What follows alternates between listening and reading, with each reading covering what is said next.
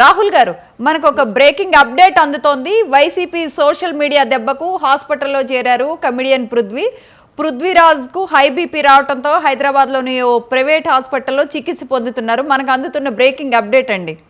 అంటే మీరు అన్నట్టు సారీ చెప్పరు కానీ ఆయన దీనికి ఇంత స్ట్రెస్ ఫీల్ అయ్యారండి? స్ట్రెస్ ఫీల్ అయితే సారీ చెప్పేసేవాళ్ళేగా.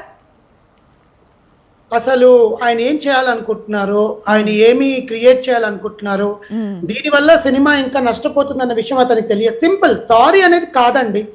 నేను ఆ వేదిక మీద మాట్లాడకుండా ఉండాల్సిందండి. అది చెప్పినా చాలు. ఆయనకుండే పెద్దరికానికి, ఆయనకుండే ఇండస్ట్రీ ఎక్స్పీరియన్స్ కి అందరూ అర్థం చేసుకుంటారు.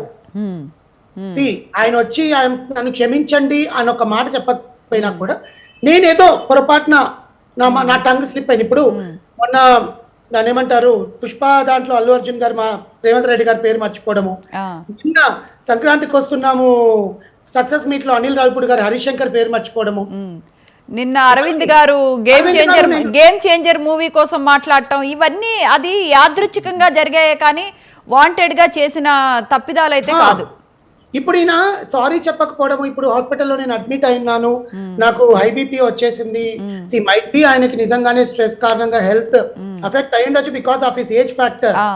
బట్ దీని కారణానికి జోడించి ఈ కారణంగా నేను సారీ చెప్పలేకపోతున్నాను, ఈ కారణంగా నేను మాట్లాడలేకపోతున్నాను చెప్పడం ఎంతవరకు కరెక్ట్ అండి? మనకు తెలియదు కదా. అవును, it's not a good sign for industry people.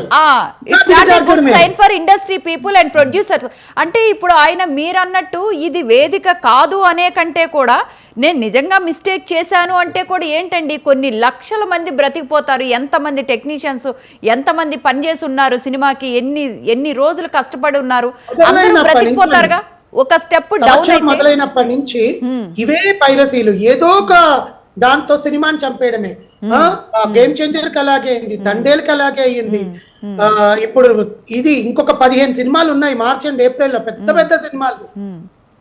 ఇంకెక్కడైనా టంగ్ స్లిప్ అయ్యి ఇంకెక్కడైనా మాట్లాడితే ఇంకా సినిమాలు రిలీజ్ చేసుకోవడమే వేస్ట్.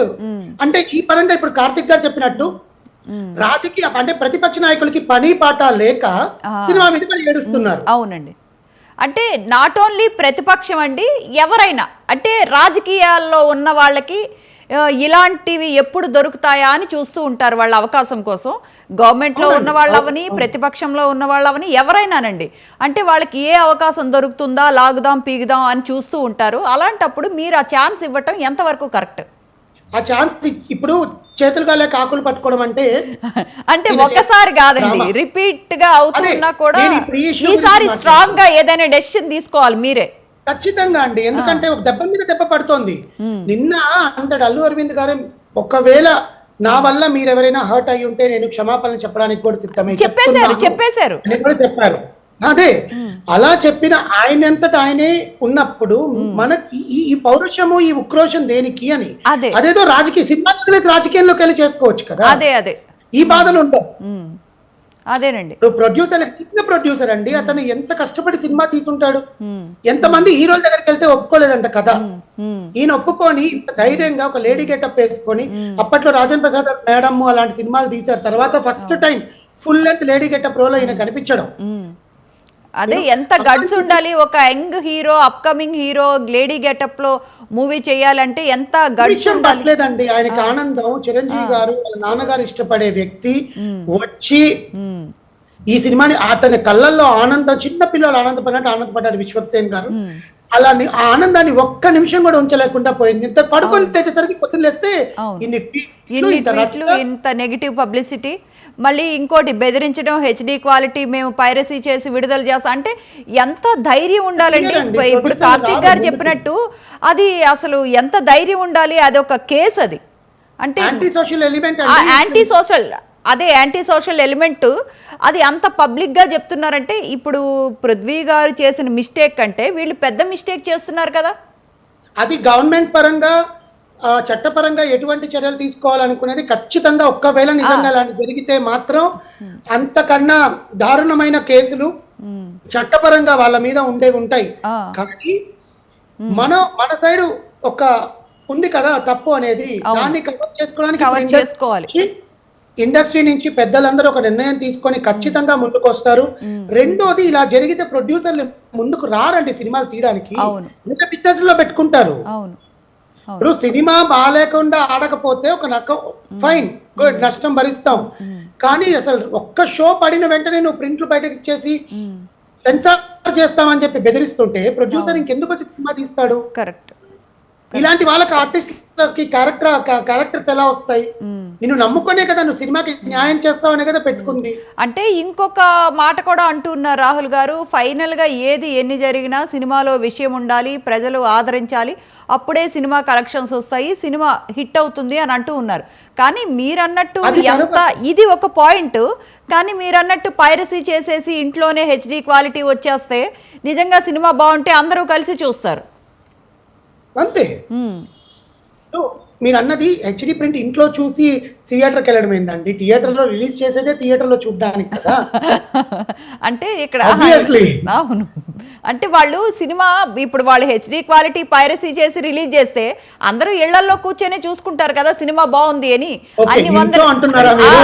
ఆ చర్చ పైరసీని ఎంకరేజ్ చేసినట్టు ఉంటుంది. ఆ చర్చలోకి పైరసీని మనం ఎంకరేజ్ చేసినట్టు లేదు. అంటే నేను చాలా మంది విమర్శలు ఏంటి అంటే, ఇప్పుడు సినిమా ఇప్పుడు ఎందుకు వీళ్ళు ఇంత న్యూసెన్స్ చేస్తున్నారు, సినిమాలో విషయం ఉంటే, సినిమాలో కంటెంట్ ఉంటే, సినిమా బాగుంటే ప్రేక్షకులు ఆదరిస్తారు అని అంటూ ఉన్నారు కదా. అంటూ అది ఒక పాయింట్ అయితే దానికే నా సమాధానం. ఏ వర్గం అయితే ఈ డైలాగ్ చెప్తోందో ఇష్యూ ఎందుకు చేస్తున్నారు, సినిమాలో విషయం ఉంటే ఆడుతుంది కదా అని ఇష్యూ చేస్తున్నది ఆ పార్టీ వాళ్ళు కావాలని.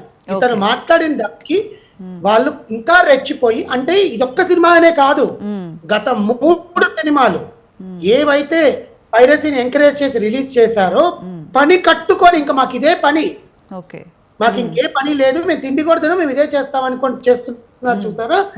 దానికి సినిమాలో విషయం ఉండడానికి సంబంధం లేదు. సినిమాలో విషయం ఉన్న వాళ్ళు అదే చేస్తారు, సినిమాలో విషయం లేకపోయినా అలాగే చేస్తారు. తండేల్లో విషయం ఉంది కదా, ఉంది. నాగ చైతన్య గారికి బ్లాక్ బస్టర్ వచ్చింది కదా, వచ్చిందండి. మరి దాంట్లో విషయం ఉన్నా కూడా చేశారు కదండి, చేశారు. వాళ్ళు చేయాలనుకున్నది చేస్తారు. దాన్ని మనం ఖండించాలి అంటే చట్టపరంగా ఏదైతే చర్యలు తీసుకుంటున్నారో ప్రొడ్యూసర్ అలా చేస్తారు. కానీ ఇలా చేయడానికి వీళ్ళకి ఒక రీజన్ దొరికింది, ఇతను మాట్లాడింది. అవును, అవును, రీజన్ దొరికింది, చేయడానికి రీజన్ దొరికింది. ఇప్పుడు క్లియర్ కట్ గా ఇప్పుడు మీరు ఇప్పుడు ఎక్స్ప్లెనేషన్ ఇచ్చుకోవాలి. కానీ ఎన్ని రీజన్స్ దొరికినా చట్ట ప్రకారం తప్పే. ఇది యాంటీ సోషల్ ఎలిమెంట్, డెఫినెట్గా తప్పే, తెలుసుకోవాలి జనాలు. 14th release అవుతోందండి.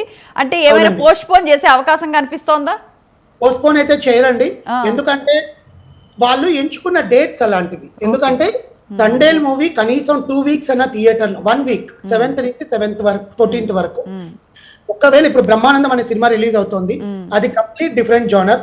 ఇతడు ఎంచుకున్న డే ఇప్పుడు లైలా లవ్ క్యారెక్టర్, అంటే ముగ్గురు విలన్స్ మధ్యలో ట్రైలర్ చూస్తే మనకు తెలుస్తుంది కదా. సో ఆ డ్రామాని ప్రజల్లోకి ఆ వ్యాలంటైన్స్ డే రోజు తీసుకోవాలని ఫిక్స్ అయ్యారు. దాన్ని ఎందుకు చేంజ్ చేస్తారు? పృథ్వీరాజ్ గారికి స్లిప్పర్ షాట్ అవుతుంది ఆ సినిమా నిజంగా హిట్ అయ్యి వాళ్ళు ఏం చెయ్యకపోతే. అతని